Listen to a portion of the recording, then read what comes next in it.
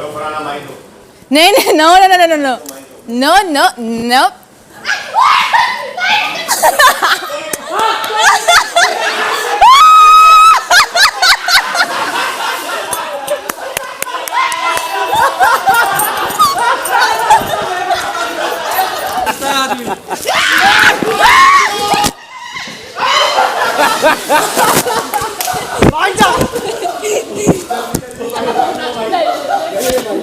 उसको दी थी पनिशमेंट? नहीं, कोई पनिशमेंट ले ले ले ले कौन सा छोड़ दे बात। आपकी ड्यूटी, जब इन्होंने कल ड्यूटी नहीं करी, उन्होंने बोला मैं नहीं करूंगा, इनको दो आप पनिशमेंट आपको करता है।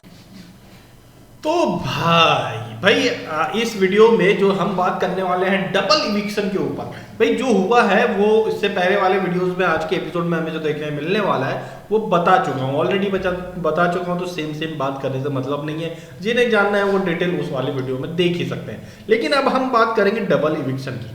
भाई इस घर में इस वीक चांसेस है कि डबल इविक्शन हो, और एक ऐसा शॉकिंग इविक्शन हो सकता है जिसे सबसे ज्यादा वोट मिल रहे हैं। भाई एक ऐसा कंटेस्टेंट जो वोटिंग ट्रेंड में सबसे ऊपर है, चाहे कोई भी ट्रेंड उठा के देख लो, कोई भी बता रहा हो, उस ट्रेंड में सबसे ऊपर जो व्यक्ति है वो इविक्ट हो सकता है। भाई बॉटम वाली बोल रहा हूं मैं, वाली इसीलिए क्योंकि नीलम है बॉटम में।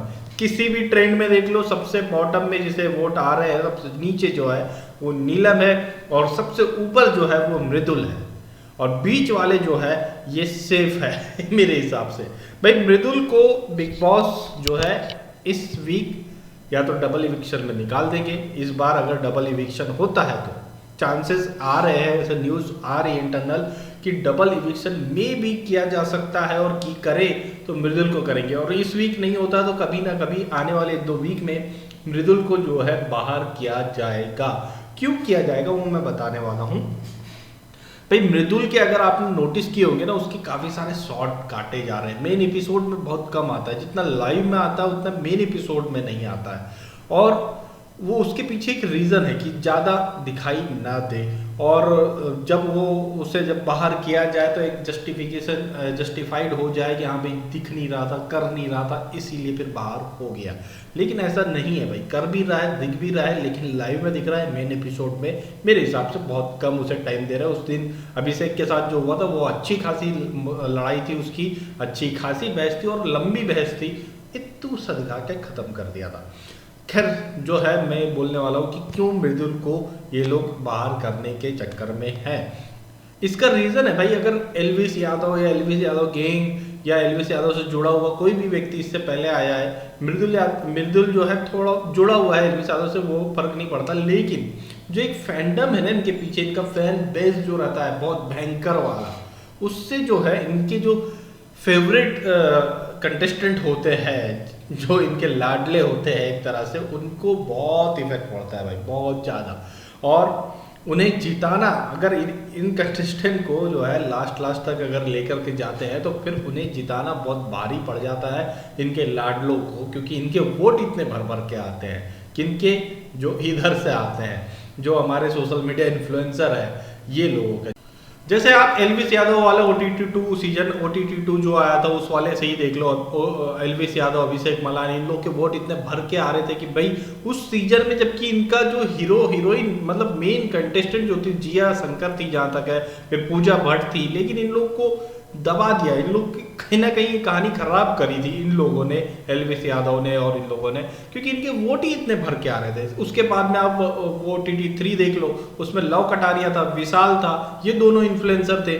लेकिन इन लोगों को कैसे ना कैसे करके जैसे भी इनको बाहर किया गया, और वो सना मकबूल को फिर इन लोगों ने जिताया था, है ना, पब्लिक वोट से नहीं, इन लोगों को घर वालों के वोट से फिर इनको बाहर करना पड़ा था, जो कि बहुत मतलब कंट्रोवर्शियल हुआ था, बहुत लड़ाई पड़ी थी, एक तरह से बायस्ड कहा गया था। इसके बाद में फिर देख लो इधर रजत दलाल आया था, रजत दलाल वाले टाइम में भी सेम चीज़ थी, उसे भी वोट इतने भर के आ रहे थे कि इन लोग के जो कंटेस्टेंट जिन्हें बचा के चलना चाह रहे थे वो कहीं ना कहीं इसमें फंस जा रहे थे भाई। जैसे तैसे करके इन लोगों ने फिर जो है रजत दलाल को निकाला था, और रजत दलाल भी मेरे ख्याल से घर वालों के वोटिंग के हिसाब से ही निकला था, और ना कि पब्लिक वोट से निकला।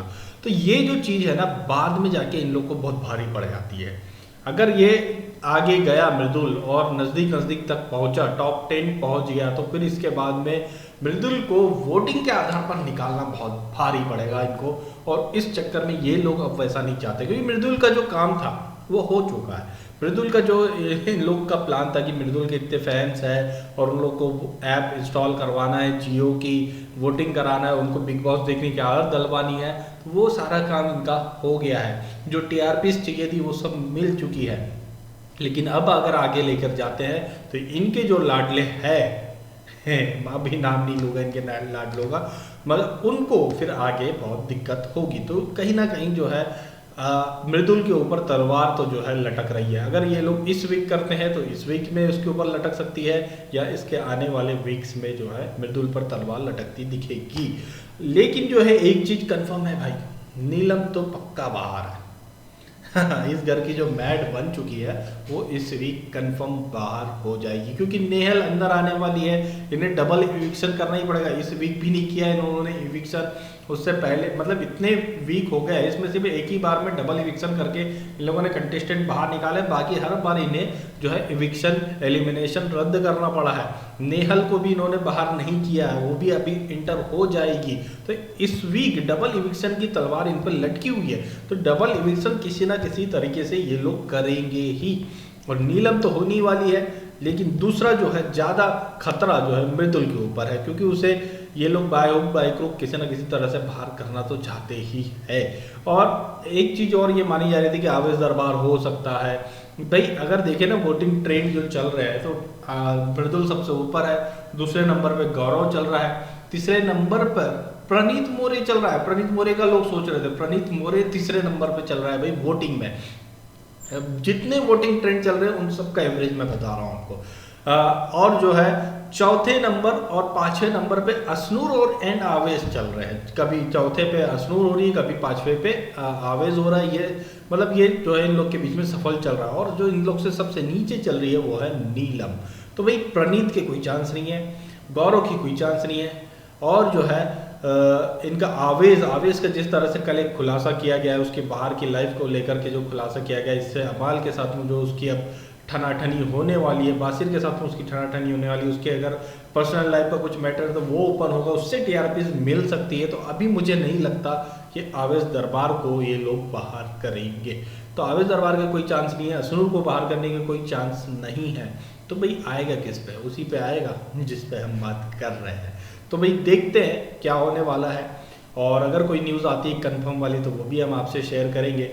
और अगर ये वीडियोस अच्छी लगी हो, ये प्रोमोज जो आप लोगों को देख करके आए हैं अच्छे लगे हो, तो लाइक करिए, शेयर करिए, चैनल को सब्सक्राइब करिए।